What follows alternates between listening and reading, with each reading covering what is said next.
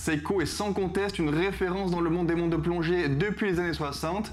De célèbres modèles comme la 62 Mass ou la SKX ont fait la renommée de cette grande marque japonaise et aujourd'hui je souhaite porter votre attention sur deux modèles phares et prisés de chez Seiko, la Turtle et la Samurai.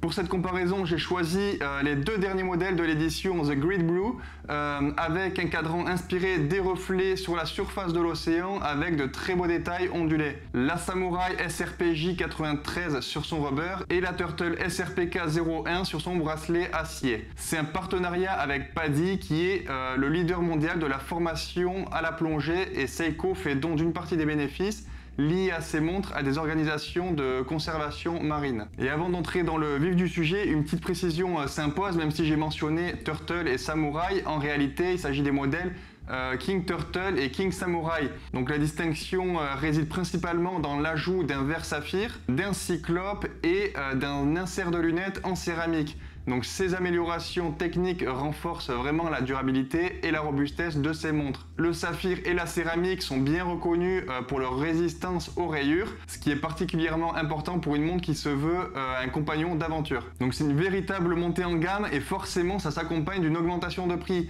puisqu'on passe de 450 € sur la génération précédente à maintenant 650 €. Et pour moi, honnêtement, c'est justifié, notamment si on prend aussi en compte les défis de production liés aux événements mondiaux récents. Pour le Cyclope, en revanche, je suis pas complètement convaincu de ce choix, en particulier sur la Turtle, puisqu'il est beaucoup plus gros. Esthétiquement, c'est très étrange et personnellement, c'est pas ma tasse de thé. Elles n'ont pas le même mouvement, 4h35 sur la Samurai et 4h36 sur la Turtle, mais en fait, la seule chose qui change entre ces deux mouvements, c'est le fait qu'il y en a un avec les jours et la date et l'autre seulement avec la date. Sinon, les deux ont une précision de plus 25 secondes par jour à moins 15 et 41 heures de réserve de marche. Donc moi j'ai vérifié sur les deux exemplaires que j'ai là. La Samurai elle est à plus 10 secondes par jour en moyenne et la Turtle elle est à plus 15 secondes par jour.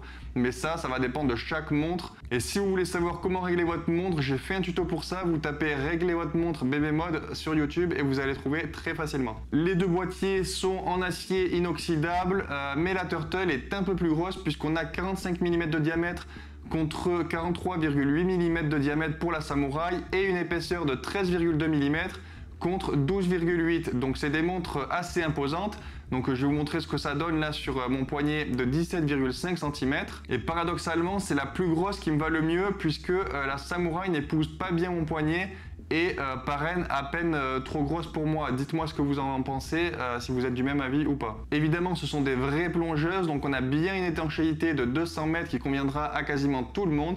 On a bien une couronne vissée, du Lumi-Bright sur le cadran, les aiguilles et la lunette. D'ailleurs, sur ces modèles, il est bleu, alors qu'on a l'habitude de voir du vert d'habitude, donc c'est bien, ça change, mais il faut savoir quand même que le bleu est moins puissant que le vert. La Samurai a des formes beaucoup plus angulaires, elles sont complètement opposées à ce niveau-là d'ailleurs, puisque la Turtle qui fait naturellement penser à une tortue est beaucoup plus en courbe. Et sur cette Turtle, on a une couronne à 4 heures qui peut être plus confortable qu'une couronne à 3 heures, notamment sur les grosses montres comme celle-ci. Alors personnellement, j'adore la lunette de la Turtle qui est bien épaisse et qui accroche super bien avec son insert très classique, qui est un style qu'on a l'habitude de voir d'ailleurs sur les SKX, alors que celui de la Samurai est un peu plus original et la lunette moins épaisse. Et du coup ça rend son utilisation un peu moins pratique, mais bon, c'est un détail parce que pour beaucoup aujourd'hui je pense qu'on est très peu à se servir de la lunette rotative d'une plongeuse en réalité. Elles sont quasiment au même prix, donc 640 € pour cette Samurai avec le bracelet rubber et 660 € pour cette Turtle sur bracelet acier. En résumé, on en a une avec un look plus moderne et agressif et une autre qui reprend un style de boîtier plus vieux, puisque c'est un type de boîtier qu'on a déjà vu sur des Seiko beaucoup plus vieilles. Elles incarnent toutes deux l'âme du monde de plongée Seiko et honnêtement je vous conseille l'une comme l'autre. Elles ont chacun quelque chose d'unique à offrir et ne ressemblent à aucune autre montre. D'ailleurs Seiko a toujours su allier la passion pour la plongée et l'amour de l'horlogerie. Avec ces modèles, ils nous offrent le meilleur des deux mondes et j'attends avec impatience leur prochaine création. Dites-moi en commentaire laquelle vous préférez et pourquoi. Merci à David et Philly qui m'ont prêté ces deux montres. Et nous, on se retrouve très vite pour une nouvelle découverte horlogère.